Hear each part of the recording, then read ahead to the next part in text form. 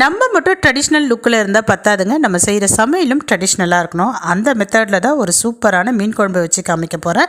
முதல்ல stove on பண்ணிக்கலாம், சட்டி வச்சுக்கலாம், எண்ணெய் விட்டுக்கலாம், சின்ன வெங்காயம் சேர்த்துக்கலாம், தக்காளி சேர்த்துக்கலாம், மஞ்சத்தூள், குழம்பு மிளகாய்த்தூள், தனி மிளகாய்த்தூள், உப்பு சேர்த்து நல்லா வதக்கிட்டு கடைசியாக தேங்காய் துருவிலையும் சேர்த்து வதக்கிக்கலாம். இந்த வதக்கின ஐட்டத்தை எல்லாத்தையும் நல்லா ஆற விட்டு மிக்சி ஜாருக்கு மாற்றி ஃபைனாக அரைச்சிக்கலாம். முடிஞ்சால் அம்மியில் அரைச்சிக்கங்க, ரொம்ப ஆரோக்கியமானதாக இருக்கும். இந்த விழுதை மறுபடியும் சட்டியில் சேர்த்து தேவையான அளவுக்கு புளி தண்ணி விட்டு நல்லா கொதிக்க விடலாங்க. கொதிச்சு குழம்பு சுண்டின பிறகு ஏற்கனவே க்ளீன் பண்ணி வச்சுருக்கக்கூடிய மீன்களை சேர்த்துக்கலாம். மீன் சேர்த்து 2 நிமிஷத்தில் குழம்பு மறுபடியும் கொதிக்கட்டோங்க. அந்த டைமில் ஆஃப் பண்ணிடலாம். இப்போ கடைசியாக இதுக்கு தாளித்து கொட்டணும். ஆமாங்க, ஒரு இரும்பு சட்டி வச்சு எண்ணெய் விட்டு சின்ன வெங்காயம், கறிவேப்பிலை, கொத்தமல்லி, கடுகெல்லாம் சேர்த்து தாளித்து கொட்டினீங்கன்னா சூப்பரான பாரம்பரியமான மீன் குழம்பு ரெடி.